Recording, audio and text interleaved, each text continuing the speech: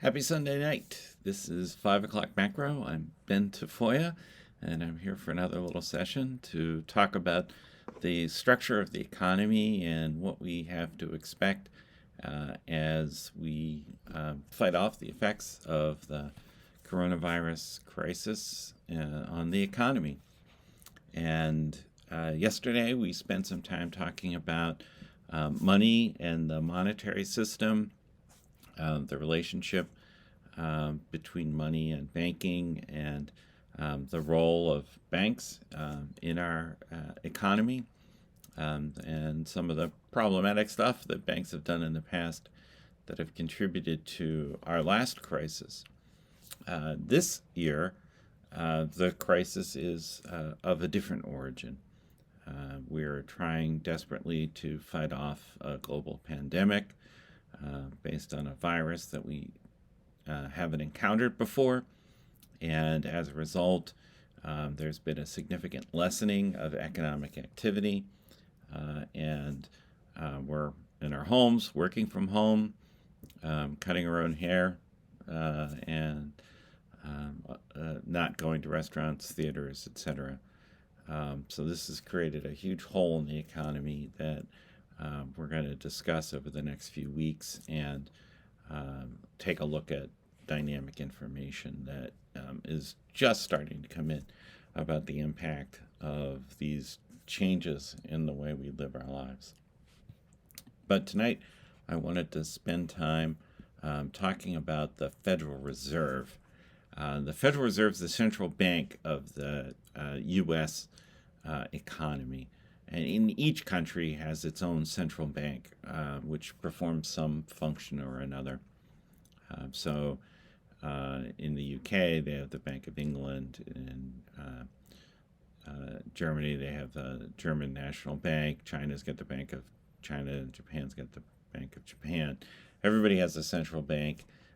They all perform the basic role of managing their currency and their banking system to some extent.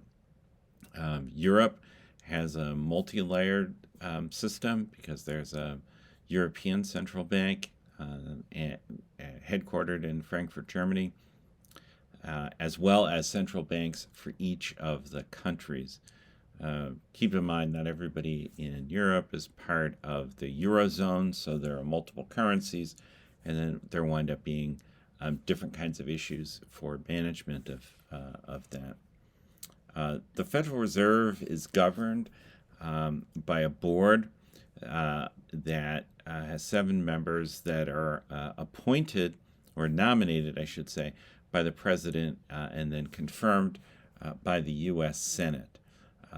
By design, the central bank in the U.S. is removed from political concerns, so Congress or the president can't directly instruct the bank as to what to do at any given moment, though at various times politicians have indicated their preferences for monetary policy. It can't be directly translated into Federal Reserve activity.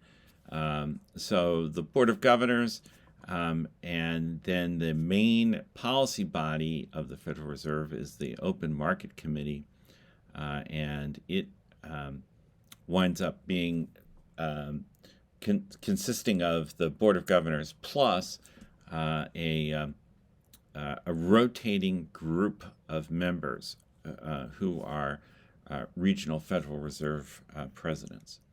So the Federal Reserve System has a central office in Washington, D.C., and then it has 12 regional banks that are distributed across the country. You can see the map. And you can see, based on when the Federal Reserve was originated, the Federal Reserve Act of just over a century ago, it's very heavily concentrated in the eastern part of the U.S., and there really isn't a bank west of Kansas City till you get to San Francisco, which is kind of wild given the contemporary arrangement of American society, but that's the way the bank is set up, and that part of its functioning is fine. The regional bank presidents, unlike the Board of Governors, the regional bank presidents are elected by the member banks for each of these districts in the Federal Reserve System. So for the Boston area, we have a New England region, basically. It's the 6 New England states. There are the banks that are located here constitute its membership, and they select the Federal Reserve Bank president for Boston, and that pattern is repeated throughout the country. So the Federal Reserve is, by design, insulated somewhat from politics because you have an important part of the structure, the regional banks, that are actually subject to oversight in a way by commercial banks that are its members. So the Federal Reserve then supervises banks, but it's also an entity where the banks have significant authority. Now, the main policy tool of the Federal Reserve historically has been what's known as the federal funds rate. And the federal funds rate is the target rate by which banks lend to one another, typically on an overnight basis. So what happens is that Federal Reserve sets a limit called the reserve limit, which tells commercial banks what percentage of their deposits have to be held with the Federal Reserve. It's in normal times about 10%. So if you have $1 trillion in assets as a bank, you'd have to hold $10 billion on reserve with the Federal Reserve. And it's a complicated issue because, in normal times, you don't want to have more money on deposit with the Federal Reserve than you need to, because you want that money to be working harder for you than the tiny bit of interest that the Federal Reserve started paying in 2008 on the reserves that are deposited there. But as we'll see subsequently, that logic doesn't really hold right now, as banks are holding lots of excess reserves with the Federal Reserve. But the federal funds rate is this rate that the Fed manipulates by buying and selling government securities. In part, it's a signal to the market. In part, it's a technical operation. They buy and sell short-term government securities. So when the Federal Reserve wants to lower interest rates, they buy securities from commercial banks. And that process gives those banks cash in the form of credit, obviously, on their balance sheet. And then they can lend that money out to customers. But you can see over time there are wild fluctuations in the federal funds rate, and that huge spike in 1980 and 1982 was for one of more serious post-war recessions, and there was a period of high inflation. The Federal Reserve jacked up interest rates in order to try to fight off inflation, and you can see that basically the long-term trend of the federal funds rate since that time has been less and less, and we got to the 0 point in response to the last crisis, and in recent weeks we've gotten back there again. Please note, in these Fred graphs, like the one I'm showing here now, there are shaded areas. Those shaded areas are the period of time of recessions or depressions. So you can see that typically what happens is right before a recession occurs, the Federal Reserve raises interest rates, and then during the recession, they're lowered. And in the last case, they stayed historically low for a significant period of time, They just reached out in 2016, 2017 to a reasonable level, or I shouldn't say reasonable, I should say a higher level. And then those interest rates were subsequently cut. The Fed does that, does its monetary policy through purchasing or selling of debt instruments. And when we've had these last two crises, the Federal Reserve is involved not just in purchasing government debt, but other kinds of debt. Mortgage-backed securities, which was a accelerator of the last crisis. The Federal Reserve bought a ton of those from banking institutions. This time around, they're buying municipal debt in order to provide liquidity to the markets for state and local bonds. They're also buying corporate debt, including what we typically derisively refer to as junk bond debt.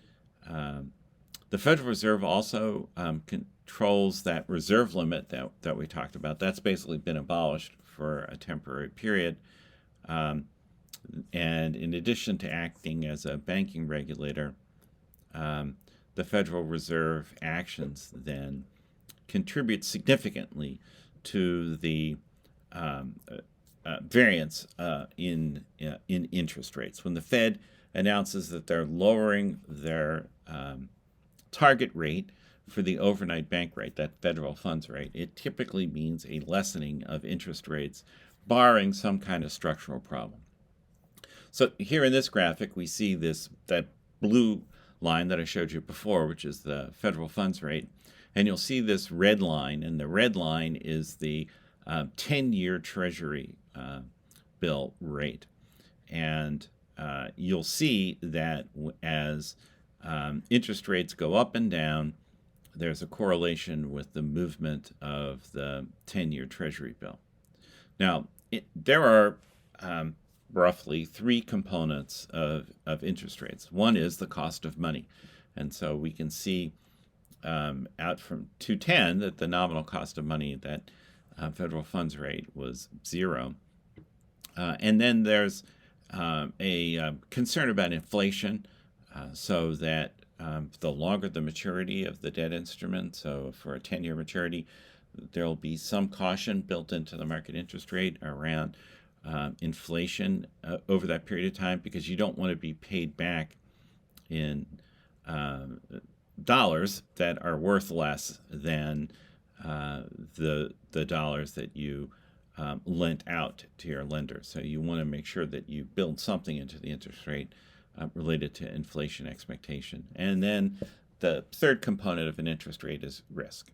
And the U.S. government has no risk whatsoever of default, so its interest rates are typically the lowest in our economy. There are some governments that have lower interest rates than the U.S. government, and those are various technical reasons that that's the issue. But the U.S. government has a stellar reputation for its debt. It's supremely popular, and as many economists will tell you, it's impossible for a government like the United States that controls its own sovereign currency for it to go bankrupt.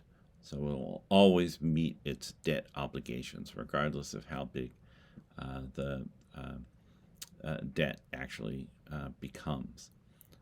So again, we have this illustration here of the 10-year Treasury note moving, and if I had to add the 2-year to this or the 30-year to this, you would see sort of the same kind of movements. The shorter the term, the easier it is for the Fed to control their rate. The higher the term, the more difficult, but they have plenty of tools at their disposal.